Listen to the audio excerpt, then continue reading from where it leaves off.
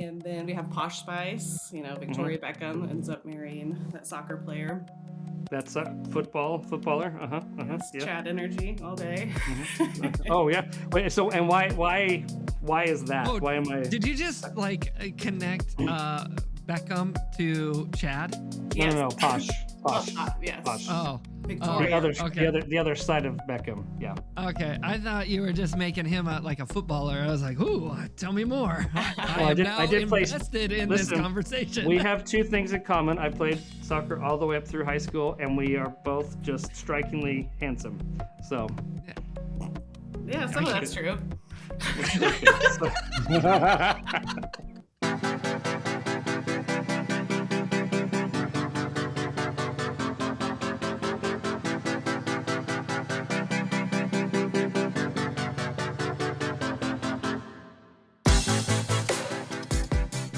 Welcome back to the Ministry Without Hating It podcast, a ministry of Odyssey Haven coaching and counseling dedicated to the pursuit of answering the question, is it possible to do ministry without hating it? We have a theory that it just might be. I am Chad Garrison. I'm here with Brenton Hill. There you are up in the corner. Go ahead. That's me. We actually, for this emergency recording, we have AJ, who's usually behind the scenes. He's going to be front and center having conversation with us. And then that's him. That's why he's behind the scenes most of the time. Our very, very special guest with us today is Salina Gordon. And Salina, tell the listeners where you are and what it is that you do. I am in Muncie, Indiana, and I am the children's pastor at Illuminate Muncie. And also kids camp director. Yay. That's right. And you also happen to be our resident expert on all things Spice Girls. Expert, I maybe super fan. Is that a better super term? Fan? So we're having this recording. We're doing this episode because there was a question that kept going unanswered on this podcast. Were the Spice Girls a good team? And we've actually had several guests been asked this question, and surprisingly, most barely knew who they were. And the last one, Brenton is unculturated, so I raised my hand. That's fine. One of the episodes, though, Salina, you reached out to me directly. You texted me. I need to read this text exchange, okay? So she's a faithful listener. She said, you grilling the last 5 guests about the Spice Girls, and then you have the audacity to say that you're not a fan. Just because you're a minority doesn't mean that your opinions aren't valid. I own the movie and every album, and it's okay to spice up your life. And she did the music emoji with that, and that's a direct reference to a song, Brenton, because you don't know or care. I said I wouldn't call myself a fan per se, but I do know things, and I still hold that. I hold on to that. And you said, Salina, I don't believe you. You're a fan. Posh Spice Energy. That's one of the Spice Girls. And I know who you're talking about. Don't be too cool for the Spice Girls. I dare you to fit as many lyric references in as possible. And funny enough, we actually had a recording that day, and I did. If you go back and that's Leslie Klingemeyer's, you can go back and listen to that one and spot them all. So here we are, Salina. We want to answer this question: were the Spice Girls a good team? I think, though, and for the room, we'll start with you, Salina, and then you guys maybe talk about this too. This will help set a baseline for answering this question. Okay. What actually makes a good team? That's such a broad question to try to answer. That's right. And we're going to do it here in 30 minutes. Go. Yes. I think that unity and a goal creates a good team, like everybody being on the same page, everybody understanding what they're trying to accomplish. And then diversity of skill, I think, is very important in a team. Okay. What do you guys think? Oh, you're asking me. Well, I did say the room. AJ first. I want to hear what you AJ got up says. And walked away. This is the most unprepared for a podcast episode that Brenton has ever been. I'm still here. I just had to turn my heater off. It was going. Oh. All of this is staying. What was that sound again? No, I would say for a team, in order for a team to be successful, take a blueprint of some of the greatest teams that you could ever think of, like the Bulls or the Warriors or 1985 Bears, all of those. The 1 year that they won the Super Bowl, the 1 year. Yeah, that one. Yeah. I would say the ones that achieve their goals. I would say outside of their differences, outside of their shortcomings, they put their nose to the grindstone and they accomplish what needs to be accomplished. Yeah. Okay. Brenton, you got thoughts? Yes, I have tons of thoughts. Yeah. There's so Here they are. You can take this so many different ways.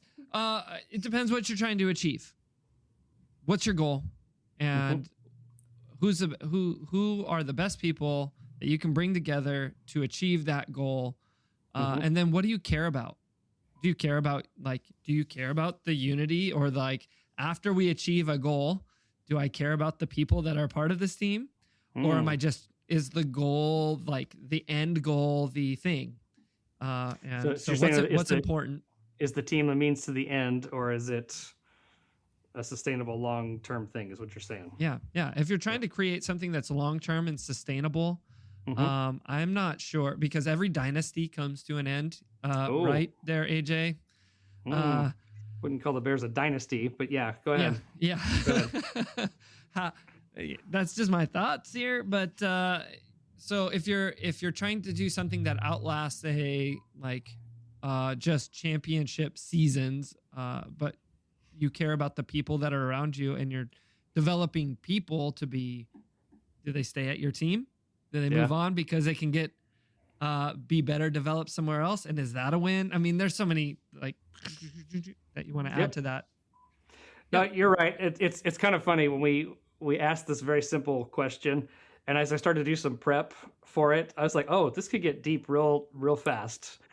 Let's maybe set this for a second, because you guys have all said a couple of things that are really interesting with this. So let's talk about the Spice Girls, maybe educate these two and those that are listening. Salina, they had a very clear identity as a group and then also individually. Can you break those two things down for us? Sure. So Spice Girls, coming out early 90s, right. They were like the forefront of girl power, all the way. All the way. You got 5 members. You got Ginger Spice and Baby Spice. You got Posh. You got Scary. And you got Sporty. So a little bit of something for like every girl. They were meant to like appeal to like girls all across the board. Like whether you're a girly girl or the sporty type, there was somebody that you could kind of like identify with and feel represented by. And they were like the cutting edge of girl power. And so like their first album came out in 94, I believe. Really? Yeah. And I felt like that was later. Okay, that's fine. Yeah. I believe you. You. And so they were actually, they got put together in 94, and then they had a couple of members like swap in and out. So like fun fact, if you know, like 2 of them were named Melanie, and there was actually a third Melanie, but she was the one that got cut. I did not know that. You can't have more than 2. I was like, that's like Amelia to this age. Like there's so many Amelias running around. Well, don't cut my daughter, because her name. I was about Amelia. to say. A little close to home there. So wait, okay, so they were assembled kind of like boy bands were back in the day. Like they would audition for that and they'd pull them in, that kind of a thing.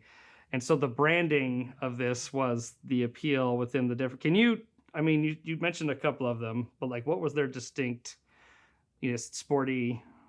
Scary was the one I never quite understood, other than that she had frizzy hair. So what was like the distinctions within that? I'm going somewhere good with this, Brenton. You better just relax. Okay. You just relax. Just relax. I am failing to understand how any of this. Just hit mute and listen for a second. Okay, muting. All right, go. Just get your act together, Brenton, and it'll be all right. Salina, full disclosure, Salina works with Brenton, so we've got that dynamic going on here too. That's true. So you have Sporty Spice, and she was your athletic girl. She was in the athletic wear, the sweatpants, hair is usually up. And so if you're like a tomboy was the word when we were growing up. Then you have Ginger, and I think her thing was just that she had red hair. She's very feminine, very like Great Britain forward. She was always in the flag and stuff.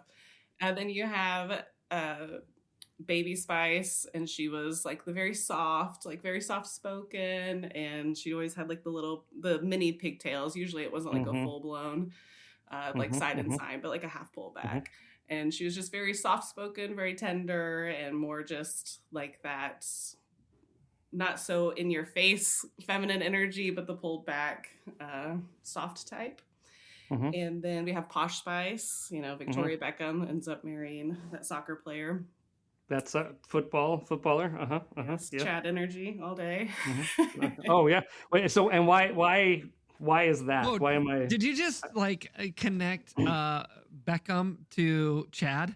Yes. No. Posh. Yes. Posh. Oh. Victoria.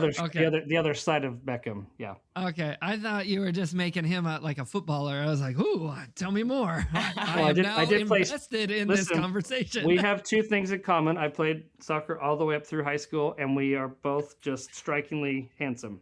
So. Yeah, some of that's true.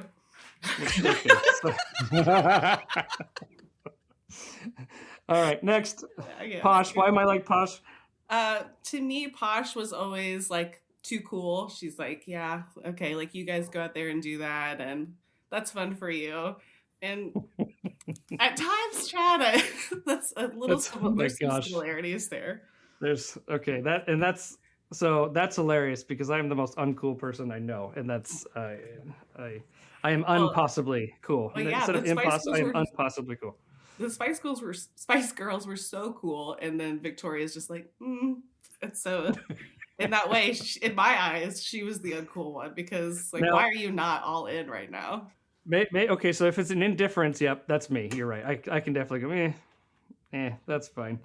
Okay, so here's Brenton. This is why I was going here. Okay, so they all had distinct personalities, and we were just talking about earlier that everybody's got their own different running lanes. How if we're talking about team, like a good team, how important is it for each team member to actually have distinct roles or even personalities within that? And this is maybe open to all of you.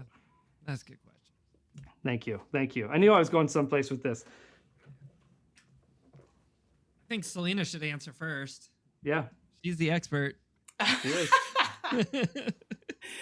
Of why their distinctiveness made them a good team. Is that what you're asking me? Yeah. I mean, how important is that for everyone to have their own distinctive roles, personalities?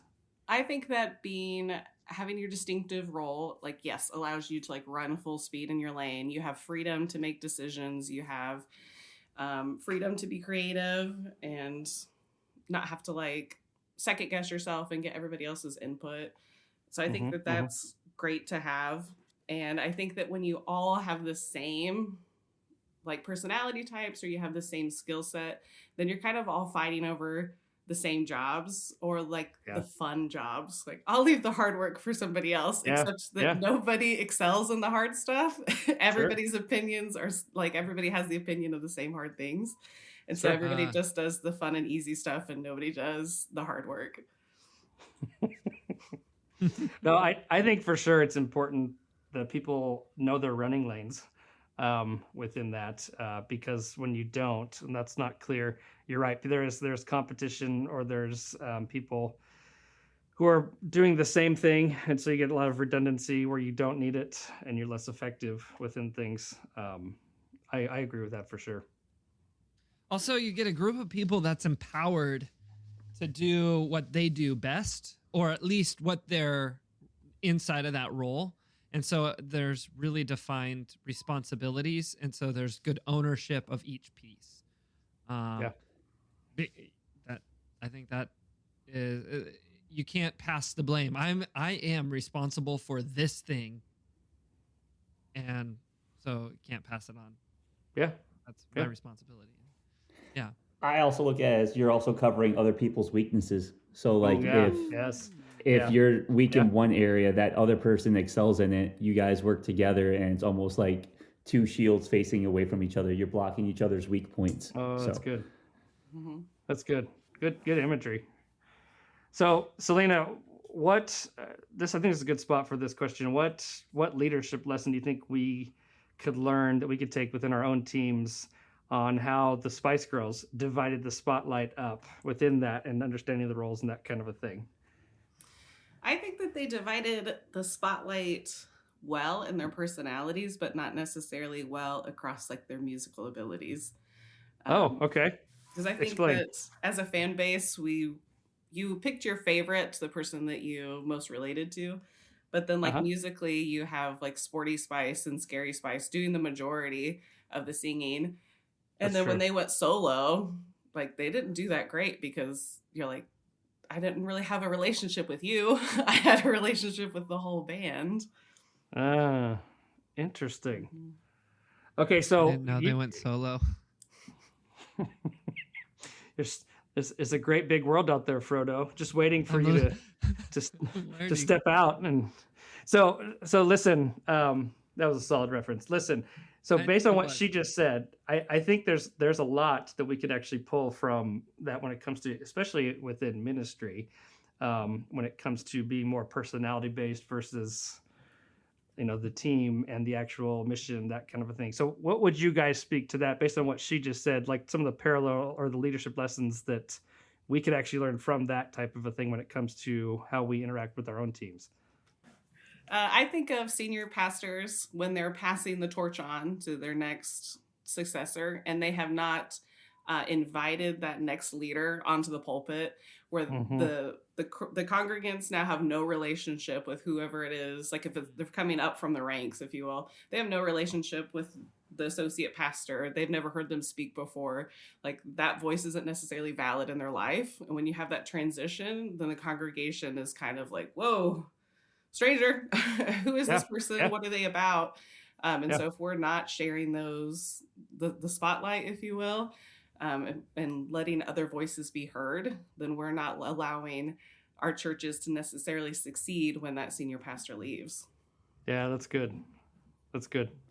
It also going back to the different styles also means a different attraction as well. Like the way the senior pastor may lead may be different than the way the associate or like the youth or the next gen or however they may lead, and it might bring in a new draw to some of these people to where they go, I actually really like that, or I can relate closer to that person's background, because it's also different stories.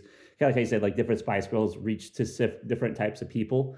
The way those leaders and the way they have their lives might resonate different with a different part of the congregation or a different part of the community. Yeah. Let's be honest. I am not reaching Gen Alpha the way that AJ can, because you have some speak that I don't. He got the Riz and you don't. Oh, that's what missed it. The Riz. Almost. Nailed it. It's not that deep. It's not that deep, bro. Nailed it. I have a few of them in my home right now. So do I, but they don't I have never been called bro so much in my life as I have in this last year and a half. Yeah. I'm just going to say that. Yeah. Yep. Caught in a craze. It's just a phase. Yeah. So, like this whole episode, right? Talking about a phase from 30 years ago almost, right? So that's interesting when you talk about leadership. Was there, and this I don't know, so I'm asking this in actual, was there considered to be a clear leader within that group, or was it just kind of a nope, we're all just doing our thing?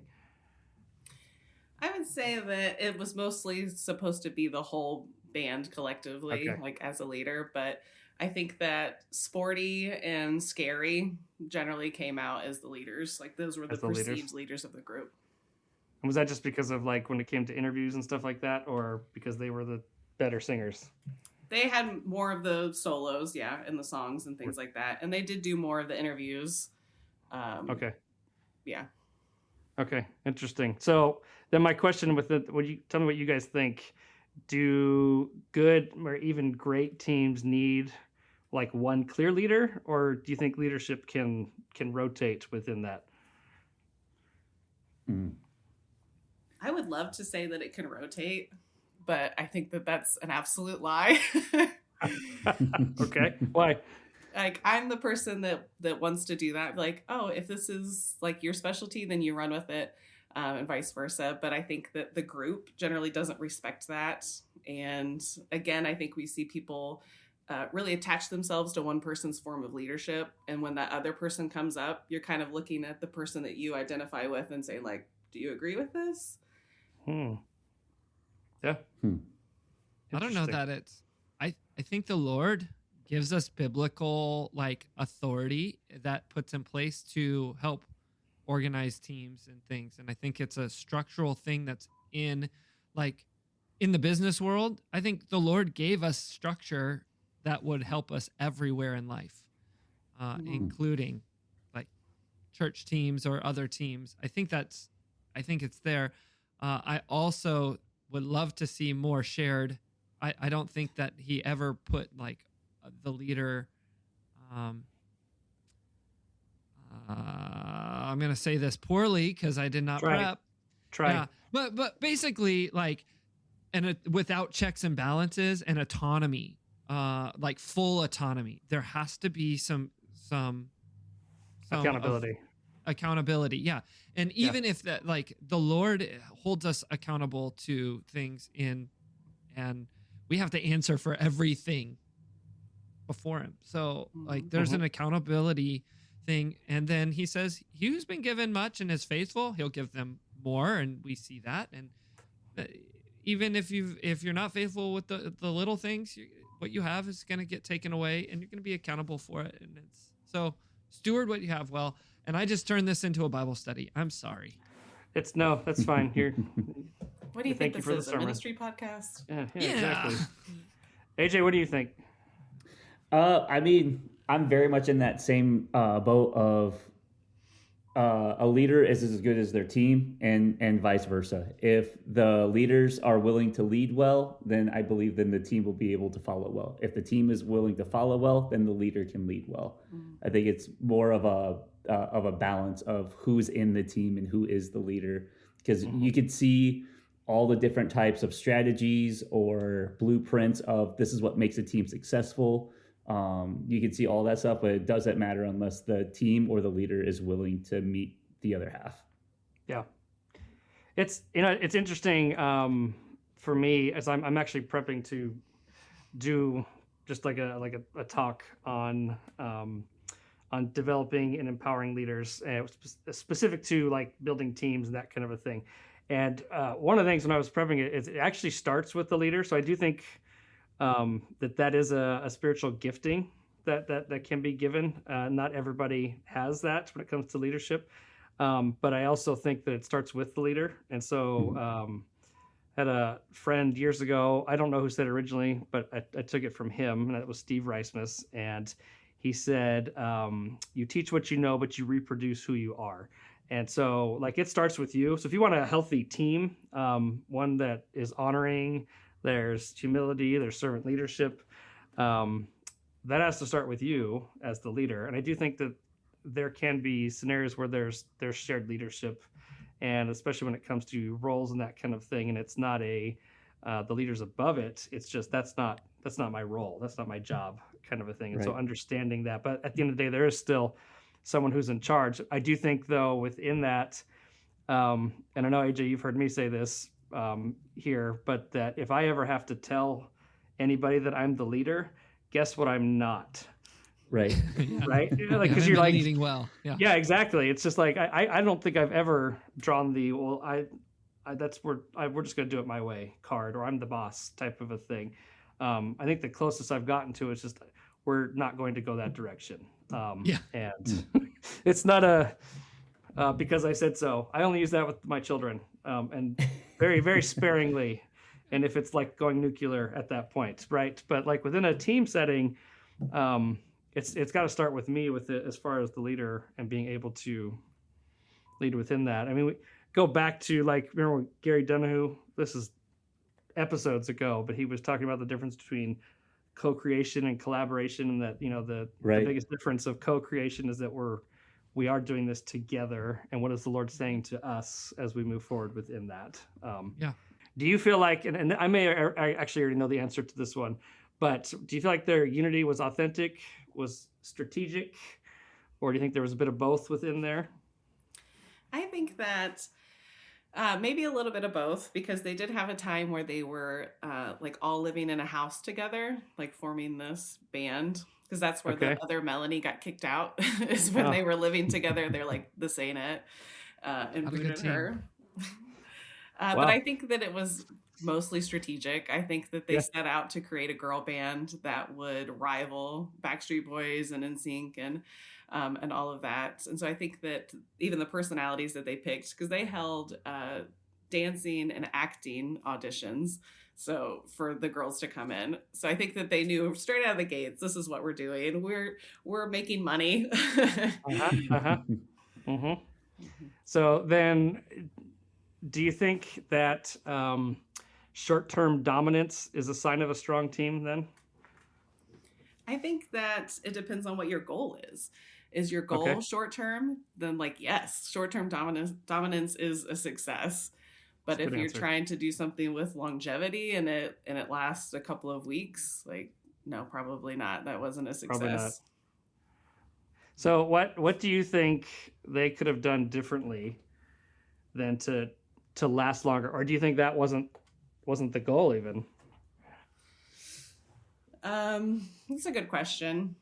I think that it was I think it was a craze. Like, I think that they rode the wave and they didn't adjust for a change in the culture, like, if you will.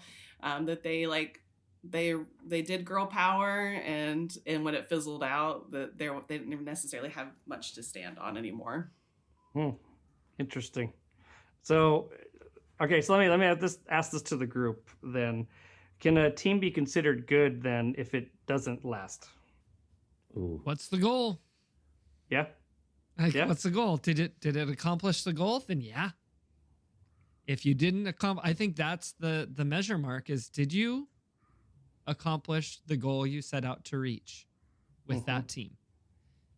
And if you didn't, then what broke? By the way, I want to know, why did the Spice Girls break up? Because I don't know. That's a good question. Jerry, which is Ginger, she left to pursue a solo career, and they never recovered. They spiraled out of control. Okay. But I would say in that short term, like, leadership or with the goals, is I think that you can have success that is timeless, even if your team is short lived. Like, your success can be eternal because you achieved what you were meant to do. You achieved your goals, even if your team disbands prematurely or was meant to be short lived. Well, it goes back to, Brenton, what you said, dynasties, and not saying that, we look at our leadership and our time as this will be marked as the Garrison dynasty within Springs of Life. I don't ever look at it like that, but I do know that I'm not going to pastor here forever. Yeah. Just because one will die someday. So there's that, but hopefully I will be able to pass the mantle as well. And so there is an endpoint to every season within ministry. And what I'm hearing is, it sounds like another key component to a good team is having a clearly defined objective, mission, if you want to call it that, vision, and then also being able to implement that within everyone within their roles. Would you all agree with that? Yeah, absolutely. Yep. Is there anything else I missed within that you would add to the equation? Well, I did send you the Google Doc. I'm just saying, Brenton, you've had time. You've had time with this one. You got to work the equation, or we're going to show you the door. That's right. You're about to be Melanie, whatever she was. Salina's about to take my spot on the Ministry Without Hating It podcast. This is actually an intervention, and we recorded it. So that's good. That's good. So, all right. Bottom line then, based on everything we've just talked about, were the Spice Girls a good team, or were they just a great product? I mean, I think unfortunately they were just a good product. Like I think they achieved the goal of like feminine camaraderie. I think that they achieved that absolutely, because I remember, being a little girl and girl power all the time. And so, I mean, and maybe that if that's what their goal was, then I think they succeeded, because here I am like 30 years later still like chanting that. Yeah, your playlist is all Spice Girls all the time. They definitely hit the cultural zeitgeist. I will say that for sure. I mean, even if you don't know much about them, and I will say this about all the guests, they all know who they were. Like, even if they had to Google them for a second, now they know, right? And so they definitely hit the cultural goal, I think, probably for a long time. Yeah. And they made a lot of money. Yeah. For a lot of people.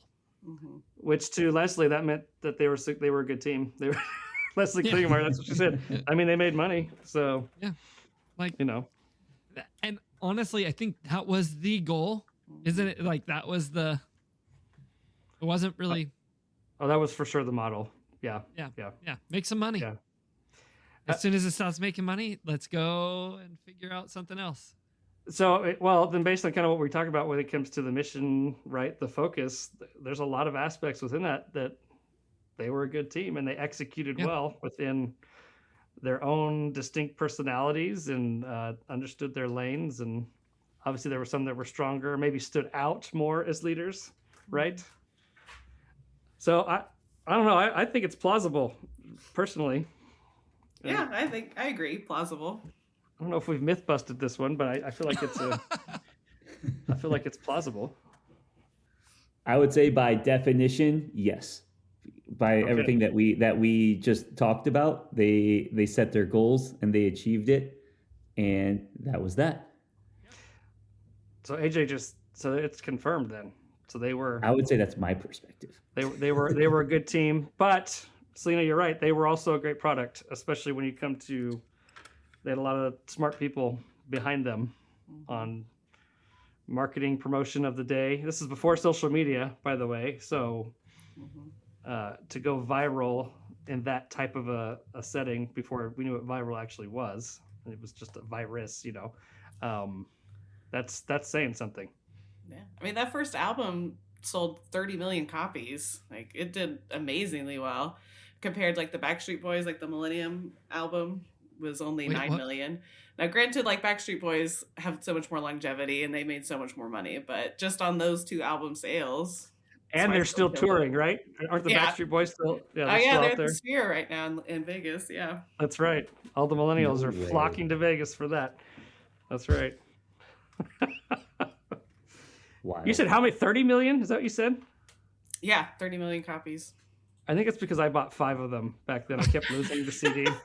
So I was just like, I need a backup to my backup.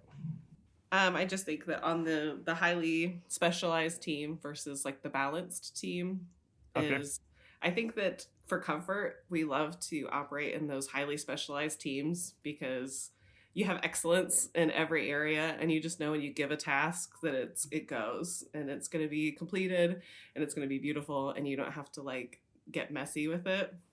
But I think I think it's a great model for excellence, and I think that it's a really bad model for team building and longevity.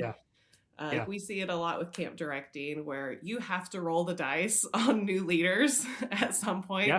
That's because your ride or dies are going to ride on. Everybody's going to kind of graduate out, and then you're left with people that have no experience and now feel like they have, like, who am I to be here to have this position, because Chad's held it for 10 years. My dynasty. How will I ever sell it with my buns like Chad did? Well, that's really interesting, though, because when you think about the majority of, just use church, but I would even say ministry teams, period, there really is more balance versus specialized anyways, because, I mean, when do you become an expert in ministry? Like, you can have experience, but my gosh, I still feel like I'm learning things, and I'm about to hit 25 plus in with this, and like, you know what I mean? So that's a really, really good point when it comes to what is, we're talking about goals. What else are we trying to actually build?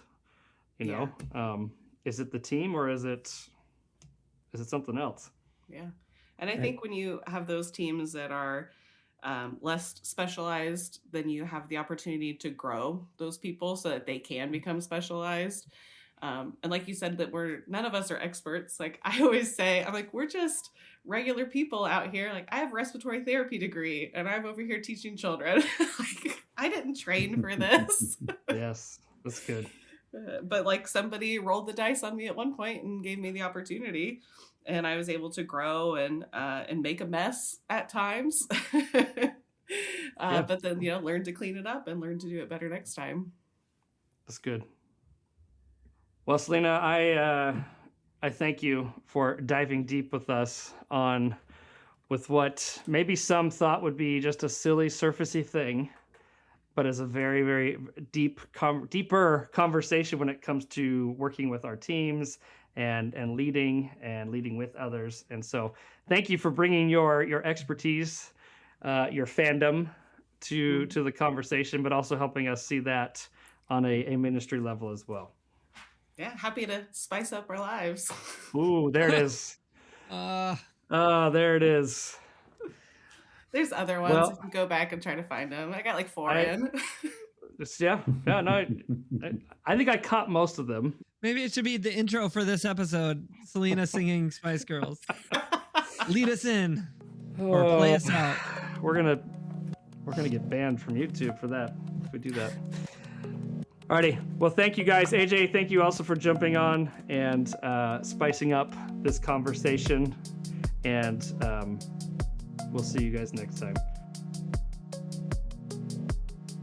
Thanks again for listening. If you'd like to connect with our guest, we have made ways to do so available in the episode show notes. And if you'd like to connect with us further, support the podcast, or sign up for show updates, just go to withouthatingit.com to get started. And don't forget to subscribe to Ministry Without Hating It wherever it is that you get your podcasts so you don't miss out on our future episode releases. Thanks again for listening, and we'll see you next time.